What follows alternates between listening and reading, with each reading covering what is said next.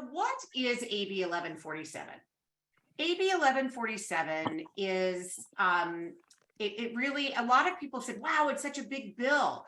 Well, it's a big bill with bold solutions for big problems. You just heard all the problems that we have. And so there are three main areas that it focuses on. It focuses on equity, and I'm going to define what equity is. Equity means that people served by regional centers receive equal access to services regardless of who they are, what the color of their skin is, or where they live, which regional center they belong to. Accountability is the next feature. Accountability means that the state, there are people in charge of the state at the state level, which is, you've heard of DDS, the Department of Developmental Services. They need to be holding regional centers accountable, as well as boards of directors, like you just heard from Betty. And they need to be looking more closely at exactly how people are treated and how clients are served. And then finally, we are looking at transparency, which is probably a word you maybe haven't heard before, but what that means is that we are able to see specifically how we are served and get all the information about our services and our records, but also how the regional center is serving all people. And so that's what's really important, is that we have to have more eyes on what is happening at regional centers. All right, so now I'm going to turn it over to Fernando Gomez to talk a little bit more about creating a more equitable system. Go ahead, Fernando. Great, thank you, Judy. And you know, we've heard from numerous people today share about their personal experience, and as diverse as the group is that's presented, it resonates what they say with everyone here participating. So these are issues that are more systemic in nature, and these are issues that really impact all of us one way or the other. And as we go through this information, I want to talk a little bit about one of the key areas that AB 1147 addresses, and that talks about equity. Equity is really important because it means so much to so many different people. We have a very diverse state, and the 21 regional centers across the state have a population that continues to evolve and continues to change. And part of the act that we're looking to introduce includes elements that engages the community to be part of the solution. So in essence, we're helping the system help us. So one of the key areas is inequity is what we refer to as a sense of urgency. Our son, who's now, he's on the verge of becoming 17 years old, every single day for us, it has been a very urgent journey in making sure that he has the proper supports, that he has access equitably, just like anybody else in the state, to the services and based on his needs. So that sense of urgency has to be incorporated within the regional center system, the system that supports all of us, every single diverse one of us. So part of the urgency and bringing equity is talking about compelling regional centers to be more responsive.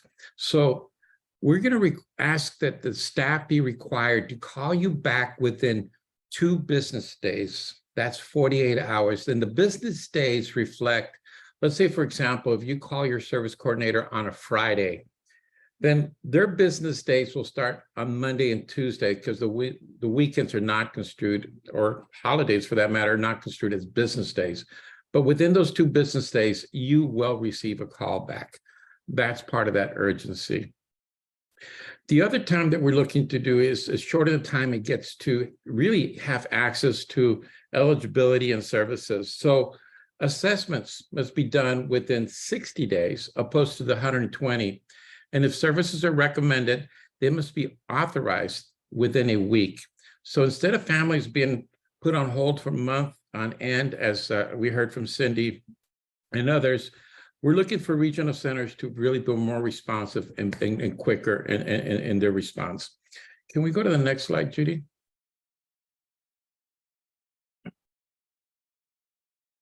So we're also looking at changing a culture that is person-centered opposed to that of compliance. So we're looking to making this process be fair by ensuring that the IPP experience is person-centered, self-directed, and culturally respectful.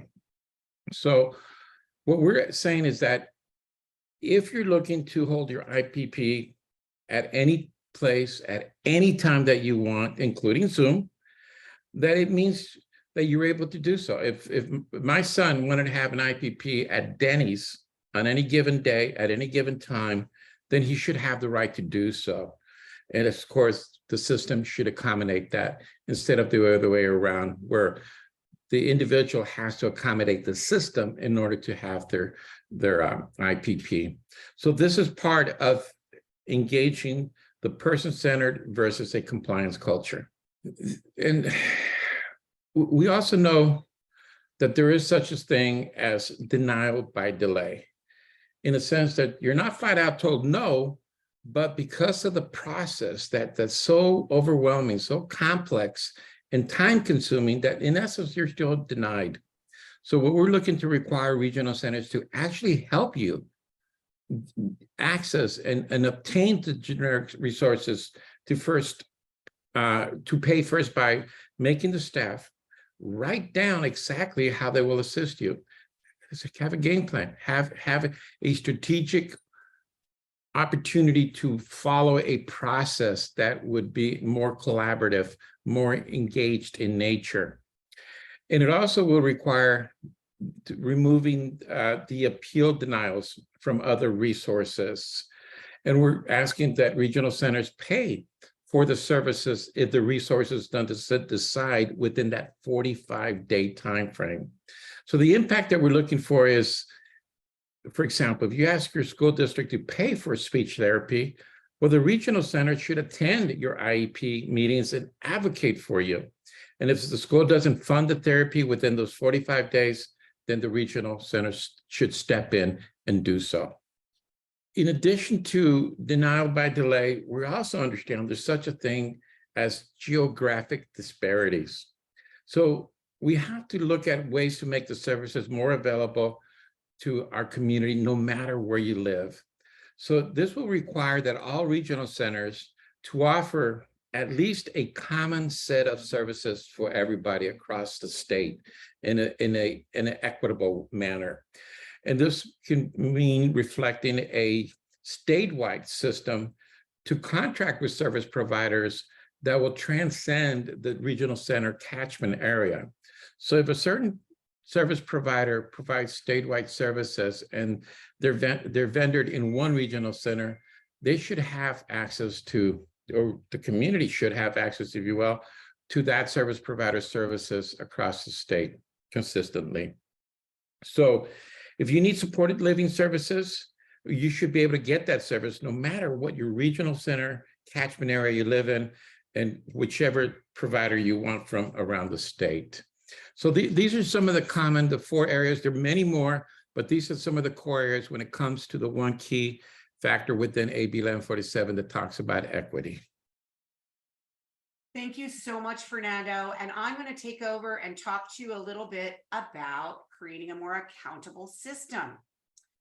What the legislation does is it tells regional centers to hold, it tells DDS to hold regional centers accountable for meeting certain standards. So right now, each regional center has what's called a performance contract. All of those performance contracts are available on your regional center website. The issue is that, that the measures that are put in these performance contracts are very low. And actually, if they don't even achieve any goals, then nothing happens. There's no consequences. So what we're saying now is that DDS has to come up with our input, a set of measures that every single regional center must meet this on a whole range of issues. And we lay them out very specifically in the bill around equity, around service delivery, around timeliness of eligibility, around timeliness of getting your services approved, around personal satisfaction by people served and family satisfaction. There's a range of measures that we are looking at. And what we want to have is a certain level that every regional center must meet. And if they do better, if they exceed that level, then they get a financial reward. The regional centers will actually have more money. If they don't meet those standards, then they go on what's called probation, which means they have to make sure that they have a plan to correct the problem. It's called a corrective action plan. And that does not exist currently in the system. You may have been hearing DDS talking a lot about performance incentives for regional centers. All that is to say regional centers get more money if they do better. But there is absolutely nothing that happens to them if they don't do better. And we're putting that in. And honestly, there's a lot of parts of our legislation that I love. And they say you're not supposed to fall in love with your bill, but of course I've fallen in love with our bill. This section has become my favorite part because what it ultimately holds regional centers accountable. And it says to them, these are the things you must do. And if you don't do them, you have to have a plan to make things better. Moving on. It also makes sure that regional center boards of directors are trained, are protected, and are representative of the people that they serve. So you heard some of the problems laid out by Betty Grimble as the chair of her board of directors at her regional center.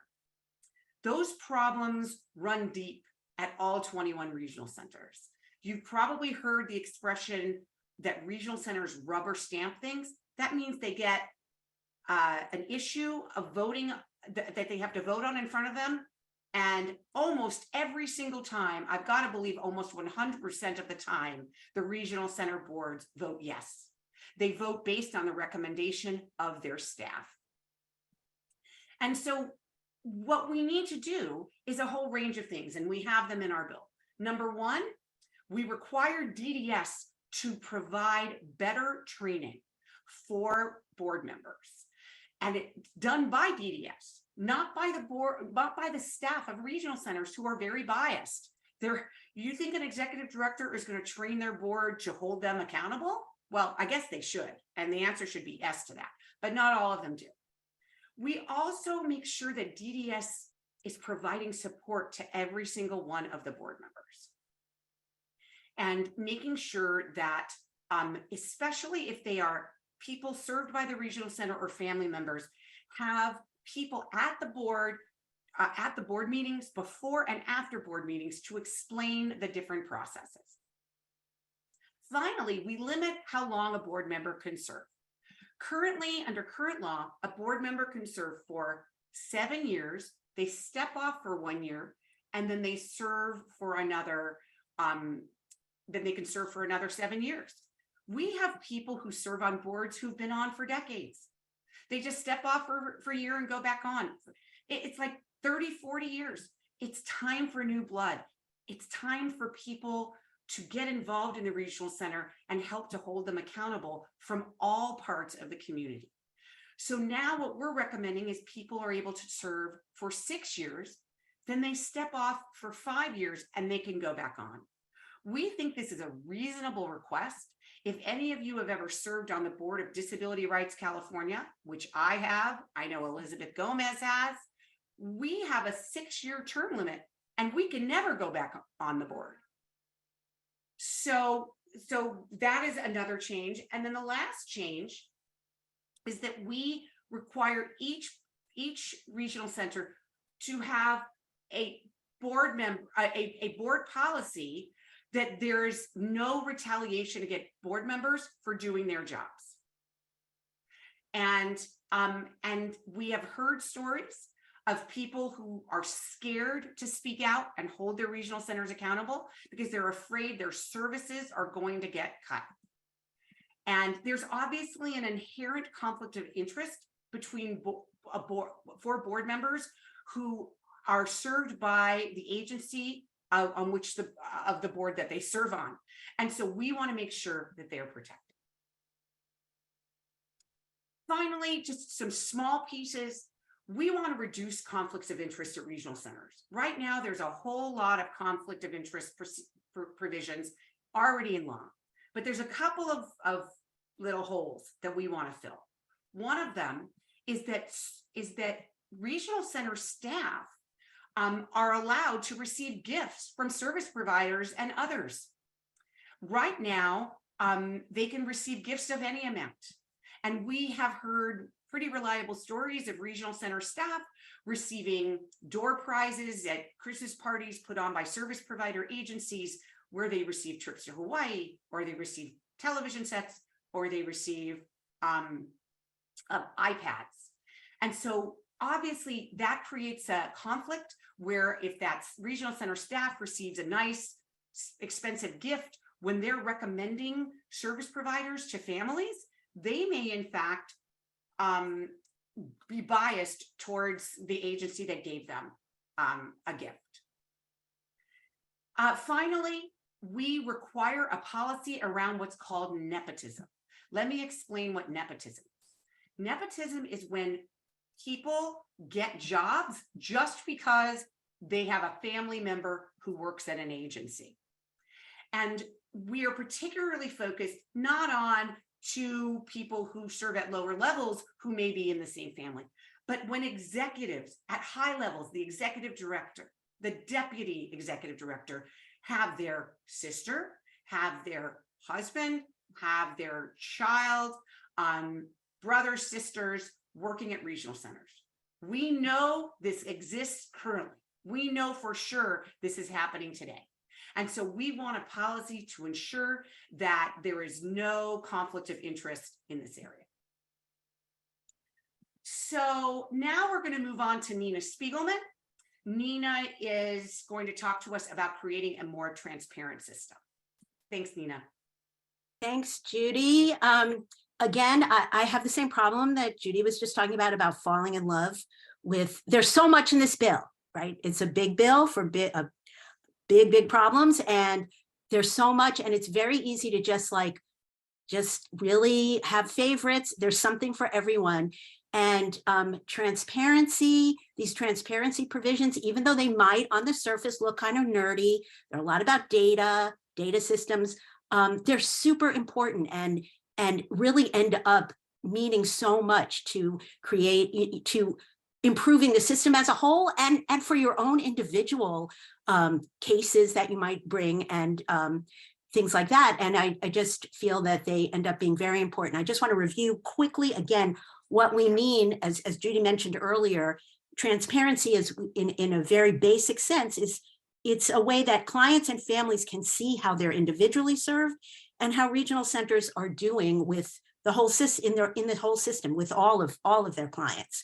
So our first, the first area of transparency is allowing the public to find out more about regional centers by making regional centers subject to the Public Records Act. And that lets anyone file a request to get non-private information about the policies and procedures of a regional center. And the Public Records Act is really, it is the fundamental right of access to government information in California. It is modeled on the federal Freedom of Information Act, which I think a lot of people know that term, the Freedom of Information Act. That applies to federal agencies. The Public Records Act applies to state and local government agencies. And it's just a key way of getting at records. And of course, there are privacy protections. Our view is that there's really no reason not to apply, that the Public Records Act shouldn't apply to regional centers. They are created, regional centers are created by the state legislature. They administer billions and billions of dollars of state and federal funds, and they perform uniquely governmental functions. Very recently, charter schools, which are also nonprofit corporations, have been made subject to the Public Records Act. And similarly, they're a creature of the legislature. They were created by the legislature, and administer public funding, and that can serve as a model or a path to see how it can be a reality for the regional center system.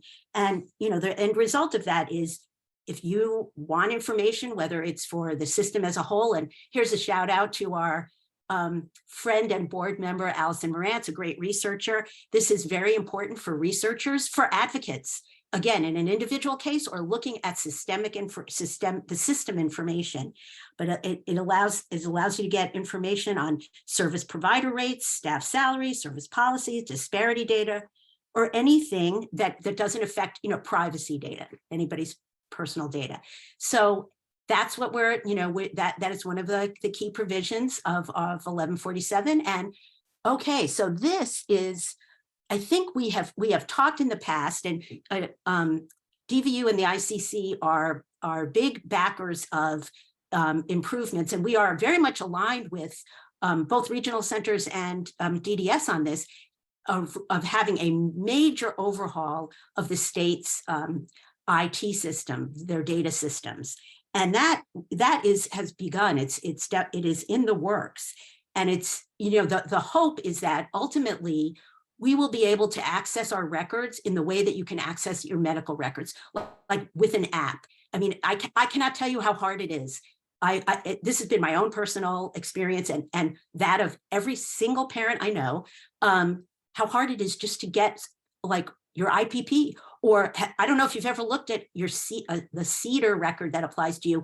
It's full of mistakes, and it takes forever to even get access to. So having a system ultimately that allows us to have, in our hands, access to these records is super important.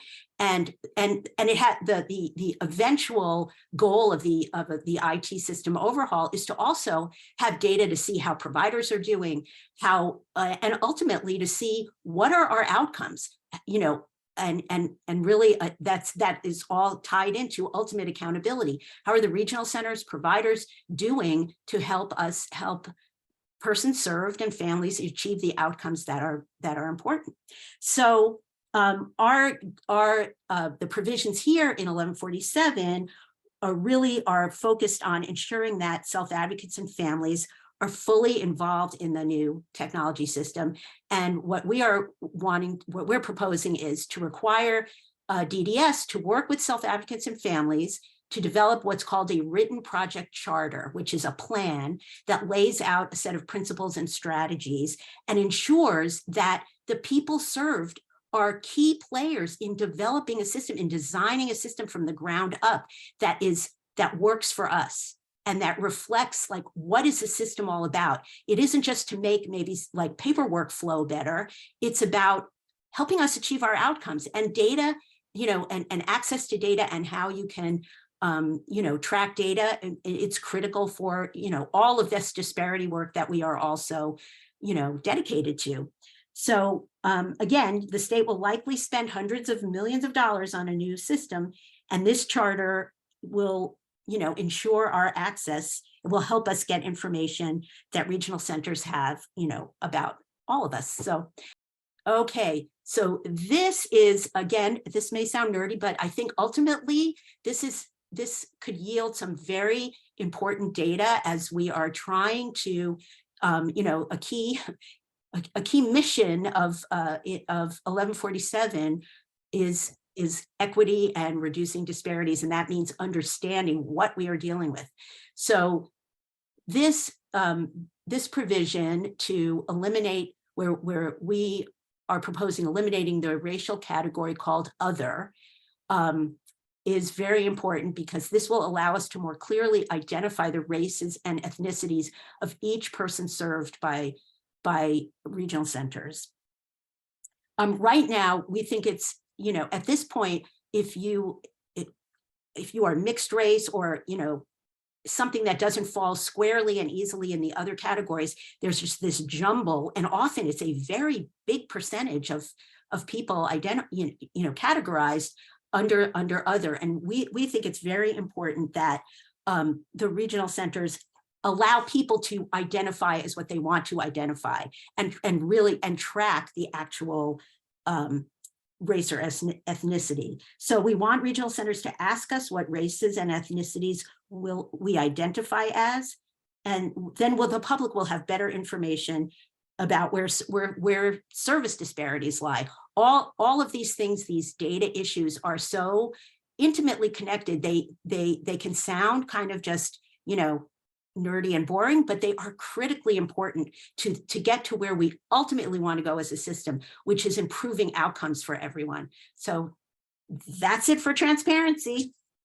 Thank you so much. Okay, we are now turning to a group of folks from various organizations who are going to talk about why they support AB 1147. So Cecilia Chang, we're going to start with you. Cecilia Chang is a wonderful, amazing person from the Korean SDP network.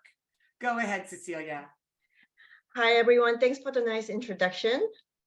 I am Cecilia Chang from Korean SDP network. To access services, my fellow Korean American families often wait for a very long time. We're always dealing with additional obstacles such as language and cultural barriers. So our community fully support AB 1147 to make regional services more equitable and accountable so that they can serve people with developmental disabilities, regardless of race, color, and culture. So thank you. Thank you so much, Cecilia. Really appreciate it. We're now going to move to Mulugeta Tadele. Mulugeta, go ahead. Thank you, Judy. Thank you, Assemblymember Addis, DVU, and all who are working non-stop to deal with challenge and all disparities around our communities.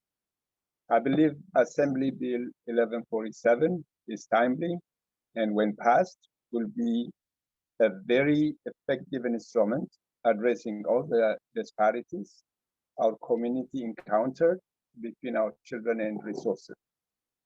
All people should access the services they need, irrespective of who they are or challenges they have on timely basis.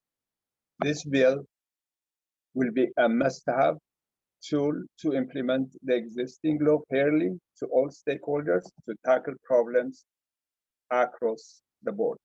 Some of the components I see and very close to our community is the difference between services in different regional centers, and so chronic, especially inner cities.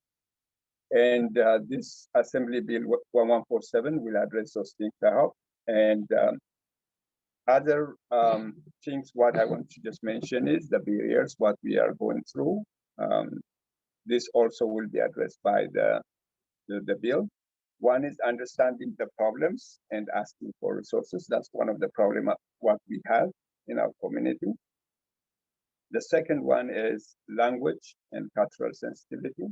Language is language. And cultural sensitivity, especially the authoritative figure, we are afraid of it. You know, if they challenge, if people are challenged, people are afraid that they might do something bad to them or cut the resources or services. So people are not coming forward. The third one is lack of understanding of the rule of the land and fighting for our rights. People doesn't understand what their rights are and understand what the rules of the land is. The last one is availability of all available resources to clients on a timely basis. For example, when my son was 3, nobody told me all the available resources are. I mean, you know, people are, I was given a behavior or language or certain things, but you know, according to his needs and age, this thing should be clearly stated so that I can understand it. I was working with my community for 15 years, more than 15 years. I heard a lot of horror stories. So I hope that this bill will address all the issues what we have. Thank you for giving us a chance. Thank you so much. That was great, Mulugeta, really great. I'd now like to invite Rosie Sigala, who is the co-founder and president of Cultivar y Crecer, or AV Seed and Grow. Go ahead, Rosie. Hi, everyone. Thank you for allowing me to speak today. My name is Rocio Sigala. I'm the co-founder and president of AV Seed and Grow, Cultivar y Crecer. I'm in my first year as the second vice president of the board of trustees at North Los Angeles Regional Center as well. But most importantly, I'm the parent of a beautiful young man. He's diagnosed with autism and other mental health issues as well. He's 18 years of age now, but he entered the regional center in early intervention at just a few months of age. I'm also an aunt to an energetic, nonverbal 6-year-old boy with autism, and another one with autism as well. He's 8. Speaking on behalf of my son today, my nephews, my community members, we reside in the North Los Angeles Regional Center catchment area, which includes all 3 valleys. Our community is multicultural, is multilingual, and our regional center is one of the largest in LA County. And I believe it has about over 34,000 consumers, 47% of them being Latino and Hispanic. Our community has lots of concerns, one of them being that there are currently about 8,400 consumers that have no purchase of services. Yes, 8,400. And there needs to be regional center accountability as to why thousands of consumers are not being served, as to and why so many of them have low POS. So I believe that AB 1147 can help ensure the IPP process is fair for everyone. I also wanted to just tag in that despite the numerous attempts to close a disparity gap, the needle in our regional center hasn't moved at all. Our disability community needs Assembly 1147, the bill to pass, to create a systemic solution in order to fix this broken system and increase equal access to our regional center services for our loved ones. And pretty much I just want to thank Assembly Member Addis and for authoring the bill. And thank you to all the grassroots organizations and advocates here for ensuring that our consumer voices are being heard. Thank you so much, Rosie. And really appreciate it. These were all beautiful testimonials. And I want to present Bessie Shorty. Bessie, thank you so much.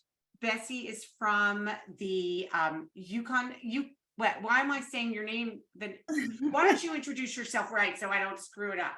All right. Ayukuinik now Bessie Shorty. My mic is on, and I am in Del Norte County, District 5, about 30 minutes south of the Oregon border, and I am a Yurok tribal member. The Yurok tribe is the largest federally recognized tribe in the state of California. And my testimony today is I came across the Sacramento Bee article regarding SB 1147, and it just opened my eyes to the work and the amount of work that everybody is doing in regards to those living with intellectual and physical disabilities. My background is early childhood education, but now I manage a tribal suicide prevention, intervention, and postvention program for Native youth 10 to 24. And from my experience and what I've seen is that now my Head Start students from 20 years ago are the ones who are incarcerated or have suicidal ideation. And they are the ones who also had an individual education plan in Head Start, primary, and through high school. And I know that they did not receive the services from their regional provider appropriately in a timely manner or anything like that. So I read the bill, I love it. I added some things to it, but I'm here and willing to speak on behalf of it. I've been working in Indian education for a little over 20 years, and I just love this bill. Thank you. Thank you so much, Bessie. As you can see, this bill is giving us opportunities to make relationships with groups we've never worked with before. And we are so thrilled to be working with you, Bessie. Going back to a couple of others who are going to give some testimonials, I'd like to call on Vivian Liu, who is from another community that we are just starting to work with, and we're so thrilled. Vivian is with the Boat People SOS Center for Community Advancement and is the program coordinator there. Welcome, Vivian. Hello, thank you. Thank you so much, Judy. Thank you for the wonderful introduction. And Assembler Donadis and DVU and ICC and everyone here today. I am so grateful for this opportunity. My name is Vivian Liu, and I'm currently a program coordinator at Boat People SOS, Center for Community Advancement. We are a nonprofit in Orange County, California. For the past 3 years, I've had the honor and the privilege to work directly with families with intellectual and developmental disabilities, providing family mentoring services to the Vietnamese-speaking families. I have seen firsthand the impact of disparity of services has had on the families that I serve. Their challenges only multiply when they have to wait for long authorization processes. The lack of sufficient, yes? It's so hard. Could you mind putting your microphone a little closer to Okay, your mouth so we can gotcha. hear you better? Go right ahead. Okay. I have seen firsthand the impact of disparity of services has on the families that I serve. Their challenges only multiply when they have to wait for long authorization processes. The lack of sufficient services that families desperately need, such as ABA and respite, puts an immense emotional and mental strain on the parents. Many of the parents that I serve are primary caregivers of their child during the majority of the day, while the other parent works outside the home. Primary caregivers are overloaded, burned out, and not able to take the breaks and make that, while their child behaviors are only exacerbated due to lack of services. Due to the language barrier, the lack of cultural appropriate services, and the lack of education, many vulnerable families have lost the battle before they can even fight it. We call for a fairer process for everyone, regardless of race or geographic location, increased education and outreach, and for culturally appropriate and timely services. This should be a basic human right, as every child deserves to live a house that is safe for themselves and their caregivers. We call for a more independent system and to hold regional centers accountable, especially when their vulnerable families have nowhere to turn to during their time of need. Service coordinators are trusted confidence for the families and hope. They are told to get generic services and to get the services, and they are turned away. There's so much more work to be done, but AB 1147 is a start, and I'm so grateful for being here today. Thank you for this wonderful opportunity. Thank you, Vivian. That was amazing. I could hear you really well, but there is some outer noise because I know you had to take this call at a public place. I would love for you to email us what you said, and we're going to put it was incredible. I would love to put it, and we'll send it out to all of the participants today so they could really read your words. It was amazing. Thank you, Vivian. We look forward to working very, very closely with you. Thank you so much for this opportunity. I'm so grateful. Thank you, Vivian. All right, we're now going to move on to introducing Senator Bill Emmerson. Senator Bill Emmerson, for those of you who don't know, because he's a legend in his own time, Senator Bill Emmerson was the author, just like Don Addis is now for this bill, he was the author of the self-determination law. And we have had a long and fabulous relationship with him over the years after he retired. He now sits on the Little Hoover Commission. And many of you probably heard that they released their report yesterday. And I asked him to come on and to talk a little bit about their report because I saw there was a lot of alignment with AB 1147. So thank you so much, Senator Emmerson, for joining us. Thank you. You just wanted me to go over the recommendations and read those two. Okay. Yes. Listening to the discussion here, we align very closely with 1147, and the report will be released early next week. And if you'd like to get an early copy of that, you can go to lhc.ca.gov and the studies will be released online at an earlier time before it's sent out and all.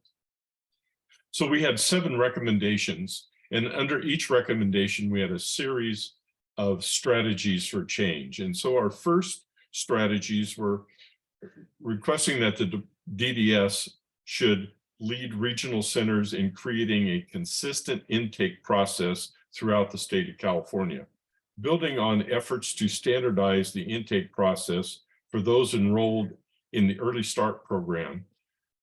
Then the department should also standardize the intake process for others who seek to enter at a later age. This effort should include standardizing the intake forms, program planning forms used to access all regional centers programs and for their families.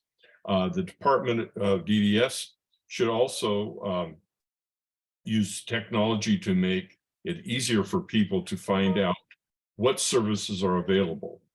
That would include standardizing requirements for regional center websites to post information about the services offered. And secondly, to develop and disseminate geomapping tools for regional centers to use to visually display information about service providers by zip codes on their websites. The second recommendation, we had strategies for change that lawmakers should require the Department of Developmental Services to create standard definitions to measure the racial and ethnic characteristics of individuals who receive services from the regional centers, and require all regional centers to use these standard definitions for their reporting. The department should periodically assess these definitions to ensure that they accurately reflect California's diverse population. DDS should also immediately begin to track and monitor disparities using the existing data. The department should regularly conduct robust analysis that contain existing data on client characteristics, service needs, and utilization, and share findings online. The Department of Developmental Services should require regional centers to regularly and consistently report on additional metrics by varying demographic characteristics, including individuals who contact a regional center for intake, individuals who are denied regional center services, the use of an authorized service such and the status of generic services. The third recommendation was to lawmakers should amend statute to grant the director of DDS authority to issue general directives over the system of regional centers. The Department of DDS should issue detailed guidance to assist regional centers and others to understand the regulations regarding the various service codes and how they may be used. Lawmakers should conduct an evaluation of the regional center system to identify policy and procedural differences among the 21 regional centers, assess effectiveness in achieving client outcomes, and identify opportunities for additional standardization. Findings from this evaluation should be used to inform future policy decisions. Our fourth strategies were lawmakers should amend statutory language to require all regional centers to use a single system to track service delivery to people with intellectual and developmental disabilities. To ensure meaningful and timely progress, the DDS should articulate a project scope, plan, budget, and time frame for the development of these systems, as well as to describe their intended functionality and how the new system will solve existing technology problems. The department should be required to regularly present status reports to the legislature. Let's see. Our fifth strategies for change with lawmakers should require DDS to standardize the vendorization process to make it easier for service providers to participate in the system regardless of where they are located. The department should address A, the forms and the information regional centers require service providers to submit. B, to establish a statewide vendorization for providers to apply once to provide services anywhere within the system. And the final one was to create an approved list of vendors and make this information publicly accessible so individuals and families can readily access information about these service providers. The sixth group of strategies is to help ensure regional center board decisions are independent. Lawmakers should amend the statute to require that 2 board member seats are filled by individuals appointed by the governor with input from the Department of Developmental Services. Amend the statute to add clarifying language that restricts regional center executive staff from any involvement in selecting board members.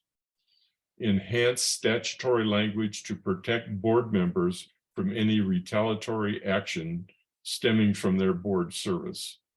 And the second one was to better support board members and ensure that all are equipped to fully participate in board decisions. Lawmakers should require DDS to increase facilitation services to improve consumer participation on boards and to enhance training curriculum and opportunities for board members so board members are less reliant on the support from the regional center staff. And our final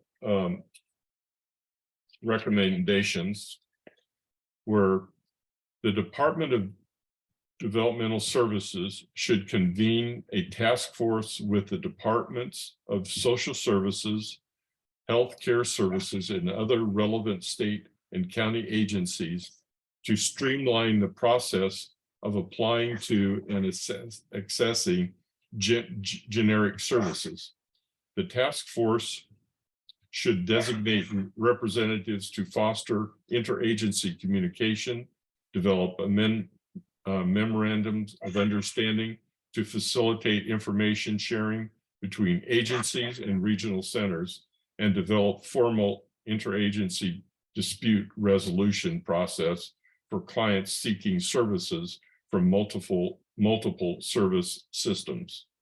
And finally, the last recommendation, the Department of Developmental Services should develop and the legislature should fund a competitive grant program to enhance service coordination for regional center clients.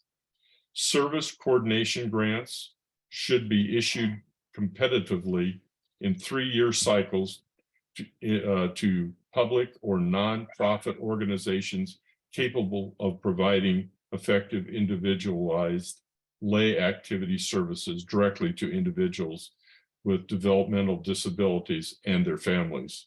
Grants should be evaluated by the department to ensure effectiveness, with findings reported regularly to the legislature.